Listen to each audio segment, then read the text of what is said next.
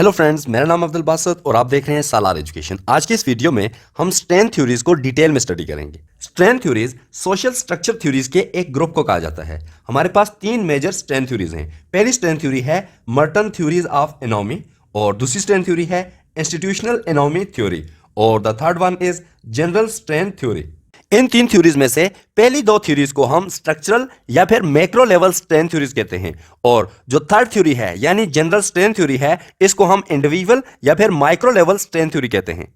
इन theories की detail में जाने से पहले आपको एक इंपॉर्टेंट कंसेप्ट का पता होना चाहिए, तब ही आप इन थ्योरीज को सही से समझ सकेंगे और वो कंसेप्ट है Emile Durkheim concept of economy. Word economy का मतलब है द लेक ऑफ सोशल और ethical standards in an individual और ए ग्रुप। और इस टर्मिनोलॉजी को क्रिमिनोलॉजी में सबसे पहले डिखाइम ने 1893 में अपनी किताब the division of labour in society में यूज किया था। डिखाइम के मुताबिक वो सोसाइटी जिसमें वैल्यूज, कस्टम, मोरल स्टैंडर्ड्स और नॉर्म्स मौजूद ना हो उसे एनोमिक सोसाइटी कहते हैं और इस सिचुएशन को इकोनॉमी कहते हैं। डिखाइम कहता है कि इकोनॉमी किसी सोसाइटी में किसी रैपिड सोशल चेंज या फिर किसी सोशल क्राइसिस की वजह से पैदा होता है, जैसे कोई वार, फेमन या फिर जब कोई सोसाइटी प्री इंडस्ट्रियल सोसाइटी से पोस्ट इंडस्ट्रियल सोशल सिस्टम में चेंज होती है, तब यह पैदा होती है। एक pre industrial society mechanical solidarity की वजह से इंटैक्ट होती है। मैकेनिकल सॉलिडेरिटी का मतलब यह है कि सोसाइटी में ऑलमोस्ट हर इंडिविजुअल सेम वैल्यूज और ट्रेडिशंस को फॉलो करता है और सब लोगों के अकायद भी एक जैसे होते हैं और उन अकायद को कोई क्वेश्चन नहीं करता। आज के टाइम में विलेजेस प्री इंडस्ट्रियल सोसाइटी की मिनिएचर्स हैं। अगर आप गांव में जाओ तो आप देखोगे कि लोग बगैर किसी मतलब के एक दूसरे की हेल्प करते हैं और सब एक दूसरे के साथ मिलजुल कर रहते हैं। इस तरह की होती थी प्री इंडस्ट्रियल सोसाइटीज। डिखाइम कहता है कि जब एक pre industrial society post industrial society में चेंज होती है तो उस सोसाइटी को जोड़ने वाली चीज भी तब्दील हो जाती है। जैसे हमने देखा कि pre industrial society mechanical solidarity की वजह से इंटैक्ट थी और जो पोस्ट इंडस्ट्रियल सोशल सिस्टम है उसको इंटैक्ट रखने वाली चीज ऑर्गेनिक सॉलिडेरिटी है।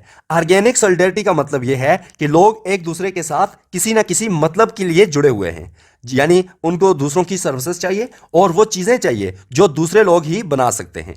फॉर एग्जाम्पल, एक मजदूर एक इंडस्ट्रियलिस्ट से इस वजह से जुड़ा हुआ है क्योंकि मजदूर को मजदूरी चाहिए और इंडस्ट्रियलिस्ट को काम चाहिए।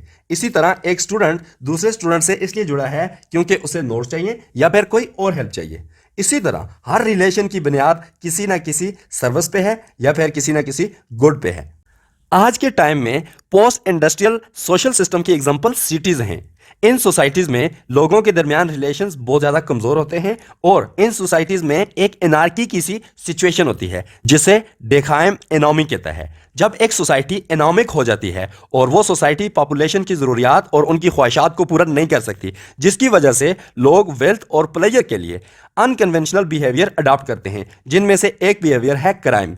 ये था अमील्स डिखाइम्स कंसेप्ट ऑफ इकोनॉमी। चलिए अब हम एक एक करके स्ट्रेंथ थ्योरीज को डिटेल में स्टडी करते हैं। हमारे पास सबसे पहली स्ट्रेंथ थ्योरी है मर्टन्स थ्योरी ऑफ इकोनॉमी। यह थ्योरी क्रिमिनोलॉजी की दूसरी थ्योरीज की तरह क्रिमिनोलॉजी के बेसिक क्वेश्चन को आंसर करने की कोशिश करती है और वो बेसिक क्वेश्चन है why do people commit crime. यह थ्योरी रॉबर्ट किंग मर्टन, जो एक अमेरिकन सोशियोलॉजिस्ट था, ने 1938 में पेश की थी। इस थ्योरी के मुताबिक हमारे मॉडर्न कल्चर के दो एलिमेंट्स ऐसे हैं जो जब इंटरेक्ट करते हैं तो सोसाइटी में इकोनॉमिक कंडीशंस प्रिवेल करने लगती हैं और इन कंडीशंस में ऐसे लोग जिन्हें लगता है कि वो फेलियर हैं या फिर वो वाकई फेलियर होते हैं तो वो क्राइम की तरफ माइल होते हैं और वो क्राइम कमिट करते हैं। वो कल्चरल एलिमेंट्स जो सोसाइटी में इकोनॉमिक कंडीशंस क्रिएट करने की वजह बनते हैं वो मुंदरजा झेल हैं। पहला एलिमेंट है कल्चरली डिफाइंड गोल्स, जिन्हें पॉजिटिवली वैल्यूड गोल भी कहा जाता है, जैसे वेल्थ, हाई पेइंग जॉब और पावर। यानी लोग चाहते हैं कि लोगों के पास पावर हो, हाई पेइंग जॉब हो और वेल्थ हो। और दूसरा एलिमेंट है socially approved means for obtaining positively valued goal. इनकी एग्जांपल है वेल्थ और एजुकेशन। अगर हमारे पास एजुकेशन है और वेल्थ है तो हम ये पॉजिटिवली वैल्यूड गोल हासिल कर सकते हैं। मर्टन कहता है कि हर शख्स पॉजिटिवली वैल्यूड गोल्स अचीव करना चाहता है। हर कोई चाहता है कि उसके पास वेल्थ हो, हाई पेइंग जॉब हो और पावर हो। दूसरे अल्फाज में positively valued goals modern society का हर शख्स शेयर करता है। इसके बरअक्स socially approved means to achieve these goals, यानी वेल्थ और एजुकेशन सोसाइटी में स्ट्रेटिफाइड है। स्ट्रेटिफाइड का मतलब यह है कि एजुकेशन और वेल्थ सिर्फ सोसाइटी की अपर क्लास के हाथ में ही है। मर्टन कहता है जब हर कोई पॉजिटिवली वैल्यूड गोल्स अचीव करना चाहता है, लेकिन उनको अचीव वही कर सकते हैं जिनके पास वेल्थ या एजुकेशन है, तो ऐसे लोग जिनके पास वेल्थ और एजुकेशन नहीं है उनमें स्ट्रेन पैदा होती है। स्ट्रेन एक तरह की एंग्जाइटी है जो उन लोगों को बेचैन कर देती है। इस स्ट्रेन को कम करने के लिए वो लोग मुख्तलिफ बिहेवियर्स अपनाते हैं और उन बिहेवियर में से एक बिहेवियर है क्राइम। मर्टन कहता है कि एक इकोनॉमिक सोसाइटी में पॉजिटिवली वैल्यूड गोल्स और socially approved means to achieve these positively valued goal, इसके हिसाब से लोगों की 5 कैटेगरीज होती हैं। फर्स्ट कैटेगरी के लोगों को कन्फॉर्मिस्ट कहा जाता है। कन्फॉर्मिस्ट ऐसे लोगों को कहा जाता है जो पॉजिटिवली वैल्यूड गोल्स हासिल करना चाहते हैं और उनके पास उन गोल्स को हासिल करने के लिए सोशली अप्रूव्ड मींस यानी एजुकेशन या फिर वेल्थ मौजूद है। यानी जो कन्फॉर्मिस्ट हैं वो आराम से कामयाब हो जाते हैं और आरामदेह जिंदगी गुजारते हैं। किसी भी सोसाइटी में कन्फॉर्मिस्ट लोग अपर क्लास के लोगों को कहा जाता है, यानी ज्यादातर कन्फॉर्मिस्ट अपर क्लास के लोग होते हैं या फिर मिडिल अपर क्लास। दूसरी कैटेगरी के लोगों को रिचुअलिस्ट कहा जाता है। ये लोग पॉजिटिवली वैल्यूड गोल्स के लिए बहुत ज्यादा स्ट्रगल नहीं करते, बल्कि रूटीन की स्किल्स सीख लेते हैं और अपनी नीड्स पूरी करने के लिए इतने पैसे कमा लेते हैं। इस कैटेगरी में टीचर्स और इस तरह के दूसरे प्रोफेशन आते हैं जो मतलब अपने प्रोफेशन की हाइट पर नहीं जाना चाहते, बल्कि वो रूटीन की एक्टिविटीज सीखते हैं और आराम से अपनी जिंदगी गुजार लेते हैं। और तीसरी कैटेगरी के लोगों को इनोवेटर्स कहा जाता है। ये ऐसे लोग हैं जो पॉजिटिवली वैल्यूड गोल अचीव करना चाहते हैं, लेकिन उनके पास सोशली अप्रूव्ड मींस मौजूद नहीं होते। इसलिए ये लोग पॉजिटिवली वैल्यूड गोल हासिल करने के लिए यूनिक और अनकन्वेंशनल मींस अडॉप्ट करते हैं, जो लीगल भी हो सकते हैं और इलीगल भी हो सकते हैं। फॉर एग्जांपल, वो लोग जो न्यू बिजनेस आइडियाज लेकर आते हैं और मार्केट में छा जाते हैं, इनोवेटिव लोग कहलाते हैं। उनका वेल्थ और पावर हासिल करने का तरीका अनकन्वेंशनल है, बट वो लीगल है। इसी तरह कुछ लोग ड्रग सेल करके, बैंक लूट कर या फिर हैकिंग वगैरह करके दौलत हासिल करते हैं। इनका तरीका अनकन्वेंशनल भी है और इलीगल भी है। मर्टन की थ्योरी के मुताबिक एक इकोनॉमिक सोसाइटी में लोगों की फोर्थ कैटेगरी को रिबल्स कहा जाता है। रिबल्स ऐसे लोग हैं जो ना तो पॉजिटिवली वैल्यूड गोल को एक्सेप्ट करते हैं और ना ही सोशली अप्रूव्ड मींस को एक्सेप्ट करते हैं। वो अपने गोल्स खुद सेट करते हैं और उनको अचीव करने के लिए अपने खुद के मींस बनाते हैं। ये वो लोग हैं जो सोसाइटी में रेडिकल चेंज चाहते हैं, जो नेगेटिव भी हो सकता है, पॉजिटिव भी हो सकता है। ये काम करते वक्त ये लोग ऐसे काम भी कर सकते हैं जो आम सोसाइटी के लिए क्राइम हो, लेकिन इनके लिए वो क्राइम नहीं होते। फॉर एग्जाम्पल, एक कम्युनिस्ट रेवोल्यूशनरी के लिए यह सही काम होगा कि वो सब कैपिटलिस्ट से उनका कैपिटल यानी पैसा छीनकर आम लोगों में तकसीम कर दे। लेकिन एक कैपिटलिस्ट स्टेट में रहने वाला एक आम आदमी, उसके लिए यह एक क्राइम है। मर्टन के मुताबिक एक इकोनॉमिक सोसाइटी में रहने वाले लोगों की फिफ्थ कैटेगरी को रिट्रीटिस्ट कहा जाता है। ये लोग ना तो पॉजिटिवली वैल्यूड गोल हासिल करना चाहते हैं और ना ही रिचुअलिस्ट की तरह रूटीन की स्किल्स सीखकर अपनी जिंदगी अपने दम पर गुजारना चाहते हैं। ये लोग एक्चुअली स्ट्रेन से इतने मुतासर और बेबस हो चुके होते हैं कि ना तो ये पॉजिटिवली वैल्यूड गोल लीगल तरीके से हासिल कर सकते हैं और ना ही इलीगल तरीके से। मर्टन इन लोगों के बारे में कहता है कि ये सोसाइटी में मौजूद तो होते हैं, बट ये किसी भी तरह से सोसाइटी का हिस्सा नहीं होते। ये लोग दूसरे लोगों पे डिपेंड करते हैं, उनकी कमाई पे डिपेंड करते हैं। किसी ने कुछ दे दिया तो खा लिया, ठीक है, जहाँ पे इनका दिल करेगा ये रह रहेंगे। मतलब इनकी खुद की अपनी कोई लाइफ नहीं होती, कोई इनकी स्ट्रगल नहीं होती, कोई इनका गोल नहीं होता। आप अगर पाकिस्तानी सोसाइटी में हैं तो आपको इस तरह के कई लोग मिलेंगे। हर एक फैमिली में एक या दो बंदे इस तरह के जरूर होते हैं। एक इकोनॉमिक सोसाइटी के लोगों को 5 कैटेगरीज में डिवाइड करने के बाद मर्टन कहता है कि ज्यादातर क्राइम इनोवेटर्स या फिर रिबल्स कमिट करते हैं। इनोवेटर्स ऐसे करते हैं, उनको पॉजिटिवली वैल्यूड गोल चाहिए, ठीक है, बट उनके पास सोशली अप्रूव्ड मींस मौजूद नहीं है। यानी ना तो उनके पास कोई खास एजुकेशन है और ना ही उनके पास ऑलरेडी वेल्थ है। अब वो ऐसा करते हैं कि कोई अनकन्वेंशनल मीन अपनाते हैं जिससे वो वेल्थ अकोमुलेट कर सकें। तो या तो वो कोई इनोवेशन करेंगे तो उस केस में वो लीगल है, उसमें वो क्राइम कमिट नहीं करेंगे। बस दूसरा तरीका यह है कि वो ऐसी कोई ट्रिक्स सीखेंगे जिससे वो क्राइम करेंगे। फॉर एग्जाम्पल, उन्होंने बैंक लूट लिया, ठीक है, या फिर हैकिंग करके किसी कंपनी का पैसा लूट लिया। इसी तरह के और बड़े बड़े वो क्राइम करते हैं जिनको हम अक्सर व्हाइट कॉलर क्राइम कहते हैं, ठीक है। और जो रिबल्स होते हैं, रिबल जो है वो सोसाइटी के बिल्कुल अपोजिट चल रहे होते हैं। यानी सोसाइटी जिन चीज़ों को वैल्यू करती है वो उनको नहीं मानते, ठीक है, और वो अपने गोल्स रखते हैं और उनको हासिल करने की दौड़ में वो कई क्राइम कमिट कर देते हैं। तो इस वजह से मर्टन के मुताबिक इनोवेटर्स और रिबल, ये 2 कैटेगरीज के लोग जो हैं ये ज़्यादातर क्राइम कमिट करते हैं। चलिए अब मर्टन थ्योरी ऑफ इकोनॉमी को समराइज करते हैं। मर्टन कहता है कि सोसाइटी में हर शख्स कामयाब होना चाहता है, लेकिन मॉडर्न सोसाइटी की स्ट्रक्चर ऐसी है कि वेल्थ सिर्फ चंद लोगों के हाथों में जमा हो चुकी है, जिसकी वजह से सिर्फ वही लोग कामयाब हो सकते हैं जिनके पास दौलत है या फिर उनके पास अच्छी तालीम है। अब तालीम के लिए भी, अच्छी तालीम के लिए आपके पास दौलत होनी चाहिए, यानी जिसके पास पैसा है वही कामयाब होगा। अब जो दूसरे लोग हैं उनके पास पैसा नहीं है और एजुकेशन भी नहीं है, तो उनके कामयाब होने के चांसेस तकरीबन जीरो हैं। इस वजह से वो लोग क्या करते हैं, क्राइम कमिट करते हैं।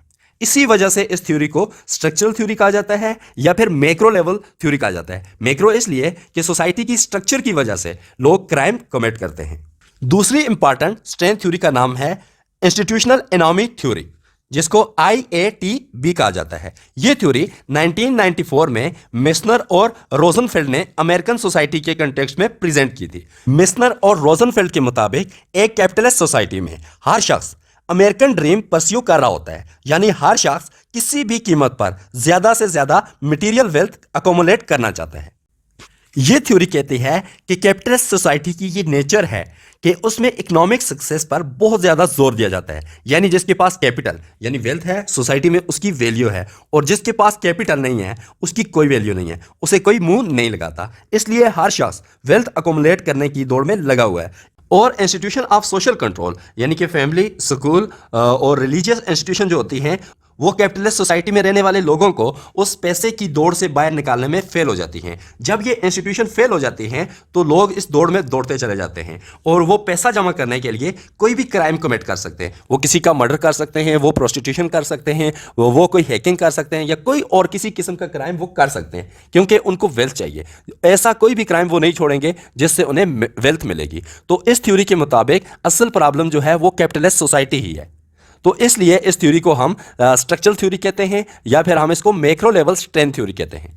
हमारे पास थर्ड स्ट्रेंथ थ्योरी है जनरल स्ट्रेंथ थ्योरी। इस थ्योरी को शॉर्ट में GST भी कहा जाता है। यह थ्योरी 1992 में रॉबर्ट एग्नेव ने प्रेजेंट की थी। यह थ्योरी दूसरी स्ट्रेंथ थ्योरी से थोड़ी मुख्तलिफ है। दूसरी थ्योरीज कहती हैं कि सोसाइटी में वेल्थ की डिस्ट्रीब्यूशन ऐसे हुई है कि वेल्थ सिर्फ चंद लोगों के पास मौजूद है और बाकी लोग वेल्थ की कमी की वजह से यानी गुर्बत की वजह से एक एग्जाइटी टाइप सिचुएशन में हैं, जैसे स्ट्रेन कहते हैं। और इस स्ट्रेन को कम करने के लिए लोग मुख्तलिफ तरीके अपनाते हैं, जिनमें से एक तरीका है क्राइम, यानी वो क्राइम के थ्रू वेल्थ हासिल करना चाहते हैं या फिर वो क्राइम करके जैसे कि रेप करके वो प्लेयर हासिल करना चाहते हैं। दूसरे अल्फाज में ये थ्योरीज कहती हैं कि गरीब लोग या फिर वो लोग जिनके पास वेल्थ नहीं है वही लोग क्राइम करते हैं। लेकिन जनरल स्ट्रेंथ थ्योरी के मुताबिक क्राइम सिर्फ गरीब लोग कमिट नहीं करते, बल्कि सोसाइटी में कोई भी शख्स क्राइम कमिट कर सकता है। और यही हकीकत है। हम अगर सोसाइटी में ऑब्जर्व करें तो हर जो है क्लास के लोग क्राइम कमिट करते हैं।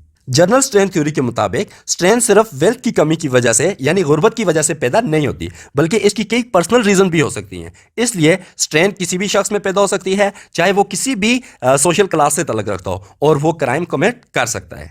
जनरल स्ट्रेंथ थ्योरी के मुताबिक वो फैक्टर्स या इवेंट्स जो किसी शख्स में स्ट्रेंथ पैदा करते हैं उन्हें स्ट्रेसर कहा जाता है। GST के मुताबिक पहला स्ट्रेसर है एक्चुअल और anticipated failure to achieve positively valued गोल।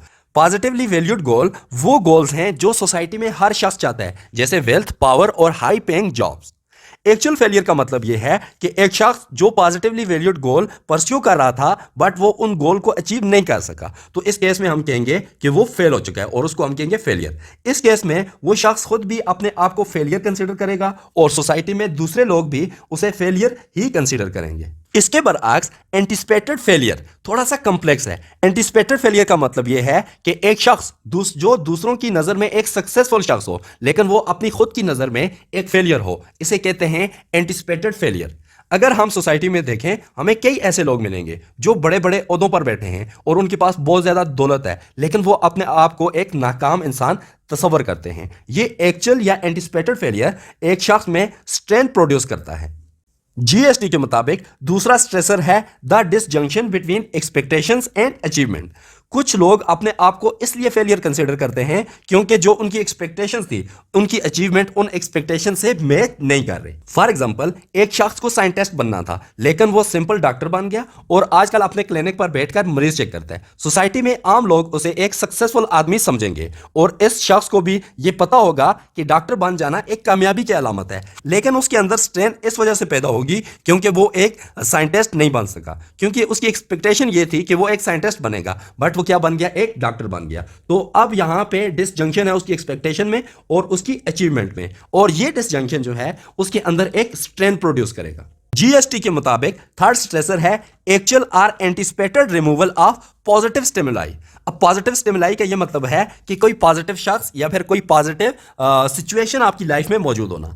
जब किसी शख्स की लाइफ में से कोई इंपॉर्टेंट चीज रिमूव कर दी जाए तो वो स्ट्रेन एक्सपीरियंस करता है। फॉर एग्जांपल, किसी शख्स के पेरेंट्स की डेथ हो जाए या फिर उसके स्पाउस की डेथ हो जाए तो उसके अंदर एक स्ट्रेन प्रोड्यूस होगा। इस तरह जॉब का चला जाना भी स्ट्रेन की वजह बन सकता है। जीएसटी के मुताबिक हमारा फोर्थ स्ट्रेसर है प्रेजेंटेशन ऑफ नेगेटिव स्टिमुलाई। जब किसी शख्स की लाइफ में कोई नेगेटिव स्टिमुलाई यानी कोई नेगेटिव शख्स या फिर कोई नेगेटिव सिचुएशन आ जाती है तो वो भी इस शख्स में स्ट्रेन प्रोड्यूस कर सकता है। नेगेटिव स्टिमुलाई की एग्जांपल है एब्यूजिव हाउस होल्ड, यानी ऐसा घर जिसमें हर वक्त लड़ाइयां चल रही हो, गालम गलौज चल रही हो, मारपीट चल रही हो, इसको हम कहते हैं एब्यूजिव हाउस होल्ड, और ये एक नेगेटिव स्टिमुलाई है। दूसरी जो नेगेटिव स्टिमुलाई है वो है किसी ऐसे शख्स के नीचे काम करना जो एब्यूजिव हो और हरेसिंग हो। और इसी तरह थर्ड स्टिमुलाई है क्रिमिनल और एंटी सोशल पीस, यानी ऐसे लोगों के साथ उठना बैठना जो क्रिमिनल्स हों या फिर सोसाइटी के जो नॉर्म्स हैं उनके खिलाफ वो चल रहे हों। तो ऐसे लोगों के साथ जब कोई मिलता है, कोई नॉर्मल शख्स मिलता है, तो उसके अंदर भी स्ट्रेन प्रोड्यूस हो जाती है। जीएसटी के मुताबिक जब किसी शख्स में स्ट्रेन प्रोड्यूस होती है, वो कोई भी वजह हो, किसी भी वजह से प्रोड्यूस हुई हो, तो वो स्ट्रेन खुद को नेगेटिव अफेक्टिव यानी इमोशनल स्टेट्स की शक्ल में जाहिर करती है। नेगेटिव अफेक्टिव स्टेट्स की एग्जांपल हैं एंगर, फ्रस्ट्रेशन, डिसअपॉइंटमेंट, डिप्रेशन और डर। जब किसी शख्स के अंदर इनमें से कोई भी नेगेटिव इमोशन पैदा होगा तो वो शख्स उस इमोशन को सप्रेस करने के लिए करेक्टिव एक्शन लेगा, यानी वो ऐसा कुछ करेगा उसमें से वो नेगेटिव इमोशंस खत्म हो जाएं और वो एक नॉर्मल लाइफ जी सके। इन करेक्टिव एक्शन में से एक करेक्टिव एक्शन है क्राइम, यानी क्राइम करके वो अपने नेगेटिव इमोशंस को खत्म करने की कोशिश करेगा। फॉर एग्जांपल, अगर एक शख्स इस वजह से डिसअपॉइंटेड है कि वो किसी लीगल तरीके से वेल्थ कमा नहीं सका, तो अब वो ऐसा करेगा कि वो क्राइम करेगा। क्राइम करने से उसके पास क्या आ जाएगी, दौलत आ जाएगी। जब उसके पास दौलत आ जाएगी तो वो उसकी वो डिसअपॉइंटमेंट खत्म हो जाएगी, यानी वो डिसअपॉइंटमेंट को खत्म करने के लिए क्या करता है, क्राइम कमिट करता है। इसी तरह हमारे पास फॉर एग्जांपल एक और शख्स है जिसको जो है रिजेक्शन मिली है, किस वजह से, किसी पार्टनर से, यानी किसी अपोजिट जेंडर के पार्टनर से रिजेक्शन मिली है। तो अब वो क्या करेगा, वो ऐसा कोई टारगेट ढूंढेगा जो कमजोर होगा, ठीक है, और उसका रेप करेगा और उसको वो प्लेयर मिलेगी। इसी तरह की हमारे पास कई और एग्जांपल हैं जिसमें लोग अपने नेगेटिव इमोशंस जो हैं, डिसअपॉइंटमेंट, फियर वगैरह वगैरह, इनको जो है सुप्रेस करने के लिए क्राइम करते हैं। जीएसटी के मुताबिक एक शख्स क्राइम उस वक्त कमिट करता है जब वो स्ट्रेन एक्सपीरियंस कर रहा हो, लेकिन हम सोसाइटी में ऑब्जर्व करते हैं कि हर वो शख्स जो स्ट्रेन एक्सपीरियंस करता है लाजमी नहीं कि वो क्राइम कमिट करे। अब हम देखते हैं ऐसे कौन से फैक्टर हैं जो ऐसे लोगों को क्राइम कमिट करने से रोकते हैं जो स्ट्रेन एक्सपीरियंस कर रहे होते हैं। वो फैक्टर हैं, एक तो है पर्सनल टेम्परामेंट, ठीक है, और दूसरा है हाई सेल्फ एस्टीम। जिसकी सेल्फ एस्टीम हाई है तो वो क्राइम की तरफ नहीं जाता, ठीक है, वो ऐसे करेक्टिव एक्शंस की तरफ जाता है जो उसकी लाइफ को इंप्रूव करते हैं। इसी तरह स्ट्रॉन्ग सेल्फ इमेज, यानी जिसको लगता है कि जिसको खुद लगता है कि वो एक सही इंसान है, उसको क्राइम नहीं करना चाहिए, तो वो भी इस चीज से बाहर आ जाता है, वो फिर कोई पॉजिटिव चीज करने की कोशिश करता है। आपने कई एग्जांपल देखी होंगी जहां पे कई बड़े बड़े फेलियर्स के बाद लोगों ने कुछ नया एडवेंचर स्टार्ट किया और नई कोई चीज स्टार्ट की और उसमें पीक पे पहुंच गए। इसी तरह सेल्फ कंट्रोल, कुछ लोग होते हैं जैसे ही वो फेल होते हैं उनके अंदर इमोशंस, नेगेटिव इमोशंस इतने ज्यादा भर जाते हैं कि वो नेगेटिव लाइफ की तरफ चले जाते हैं। बट कुछ लोगों के अंदर सेल्फ कंट्रोल होता है, वो अपने आप को कंट्रोल करते हैं और अपने आप को दोबारा सही रास्ते पे चलाते हैं। इसी तरह एक और फैक्टर है जो आपको क्राइम करने से रोकता है जब आप स्ट्रेन एक्सपीरियंस कर रहे हो, वो है पॉजिटिव और इनकरेजिंग पीयर्स, यानी आप ऐसे लोगों के साथ उठते बैठते हैं जो पॉजिटिव हैं और आपको इनकरेज करते हैं, तो इस वजह से आप क्राइम की तरफ नहीं जाएंगे। और सबसे ज्यादा इंपॉर्टेंट फैक्टर जो है वो है ability to rationalise frustrating circumstances, ठीक है। अब रैशनलाइज करना क्या होता है? फॉर एग्जांपल आप फेल हो गए हो, ठीक है, तो आप फेल हो गए हो, तो फेल करने के बाद फेल होने के बाद आप रैशनलाइज करते हो, होता वो भी एक झूठा ही रैशनलाइजेशन होती है। आप कहते हो ये गोल जो है मेरे लायक ही नहीं था, या फिर आप कहते हो कि मैं दूसरी दफ़ा कर लूँगा, और या इस तरह की आप कोई कहानी अपने आप को सुनाते हो अपने माइंड में कि ये बहुत लोग हैं वो फेल हो जाते हैं। इस तरह की जो चीज़ें, अगर आपके अंदर ये एबिलिटी है ना, तो आप जो है क्राइम की तरफ जाने के आपके चांसेस कम हैं। आप अपने आप को रैशनलाइज करके अपने माइंड को रिलैक्स कर लेते हैं कि यार ऐसा होता रहता है, तो इस वजह से आप क्राइम की तरफ नहीं जाएंगे। तो आप वो फेलियर एक्सपीरियंस करने के बाद आप अपना न्यू गोल अचीव करने की तरफ लग जाएंगे। तो ये थी GST, journal strength theory. Thanks for watching.